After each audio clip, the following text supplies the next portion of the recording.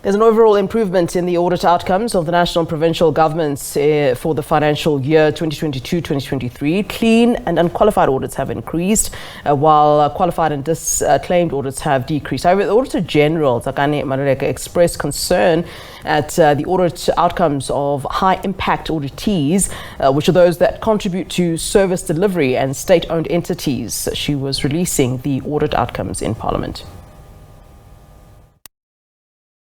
147 clean audits compared to 126 in the previous financial year. National departments, including provinces, recorded improvement in clean audits, with the Western Cape on top, followed by the Eastern Cape. Except for the Northwest, all provincial legislatures, including the National Parliament, have received clean audits. The number of clean audits has increased quite significantly, and I think that's quite important. If you're looking at a PFMA cycle that looks after an expenditure budget of 3.1 trillion rand together, it's useful to see at least 35% of these auditees achieving the clean audit status. However, DBSA is the only state-owned entity that has received a clean audit. Is lateness on a repeated basis. It starts to compromise transparency and accountability in a way that should worry us all. And if you look at an entity such as PRASA, with the significant budget and the significant impact of its operations on the lived experiences of South Africans. There was also an audit of 137 projects, and more than 80% of them were either delayed, had cost overruns, or poor quality of work. These delays not only increase costs and result in financial losses at a time when we can least afford it, they result in compromised lived experience of people, learners in overcrowded classrooms, ablution facilities that do not work within schools, such that sanitation services are not there and the dignity that should be afforded to learners is not there. Maluleke says her office has used its powers to recover or prevent billions of rands that could have been lost. But it can never be the adequate solution to our problems. There has to be attention to preventing the problems in the first instance, and then also acting as soon as problems arise. And that is the duty of accounting officers. She says unauthorized expenditure amounted to more than 4 billion rand, while irregular expenditure is more than 63 billion rand. Lula Mamatya, SABC News, Parliament.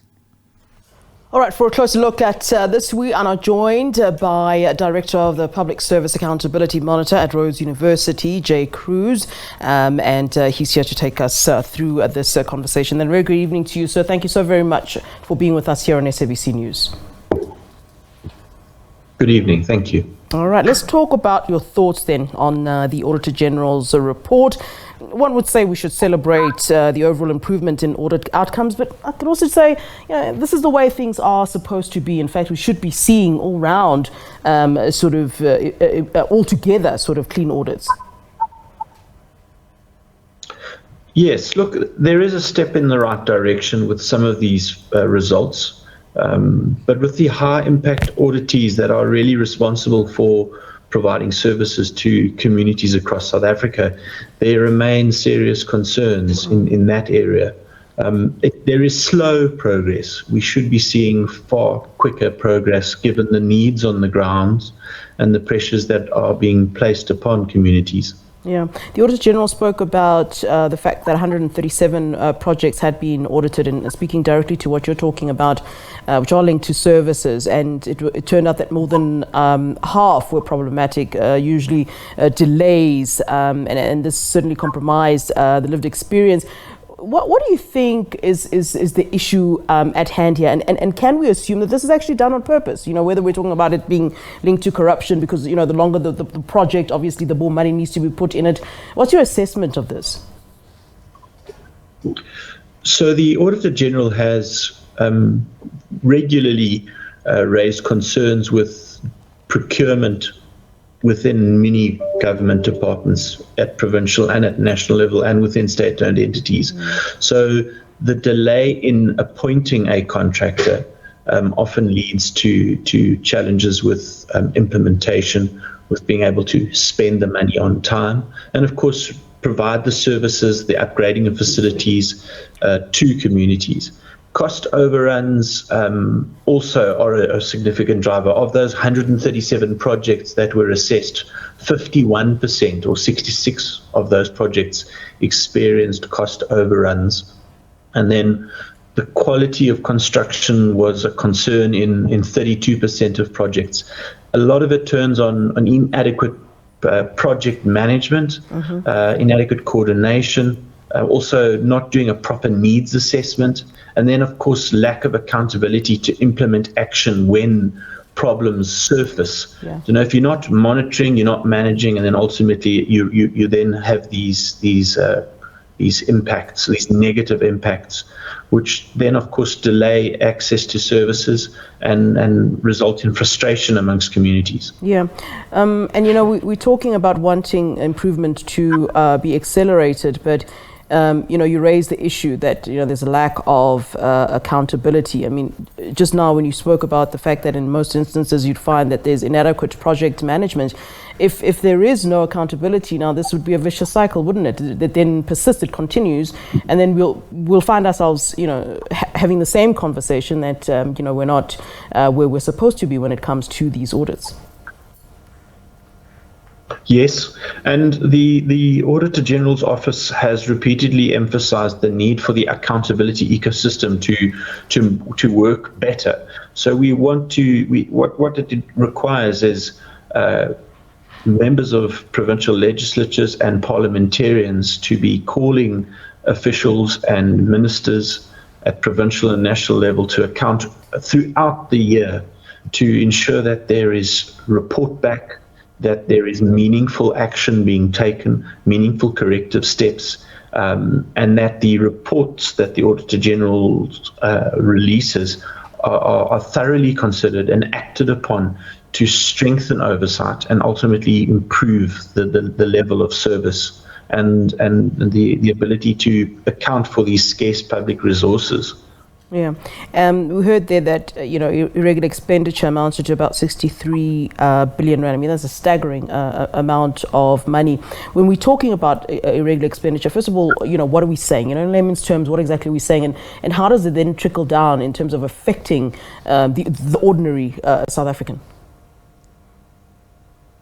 So the law determines, in terms of the Public Finance Management Act, what is irregular expenditure. So it's either expenditure that's not in accordance with the law, and it's not accounted for correctly, and then the PFMA requires that steps be taken to ensure that expenditure is approved and corrected, and so. In instances where the Auditor General finds irregular expenditure or fruitless expenditure or unauthorized expenditure, it places an obligation upon the head of department as well as parliaments to take steps to address those findings and to prevent that going forward, and to take steps to recover where there are allegations of say corruption, or misuse of these public funds. Yeah, and do we find that does in fact happen? And I think that just links to my last question where I wanted to ask, you know, when the Auditor General, you know, releases these sort of findings and reports, what then happens to it? So in instances, there are a number of national government departments and some repeat offenders at provincial level that carry this expenditure year on year until such time as it's either condoned or explanations are provided. Insofar as what should happen with these reports, the Auditor General, of course, appeared before Parliament today to table the report to Parliament, and now it's incumbent upon the various committees within national Parliament, and also where reports are directed to provincial legislatures, it's incumbent upon those elected MPs to interrogate the findings and to call the members of the executive, so your ministers and your senior civil servants as well, to explain what action they will take to address the findings and improve services. All right. We certainly appreciate you breaking that down for us. Much appreciated. That is Jay Kruuse, of course, taking us through the Auditor General's report there. Of course, talking about an overall improvement in audit outcomes. And Jay Kruuse, is the Director of the Public Service Accountability Monitor at Rhodes University.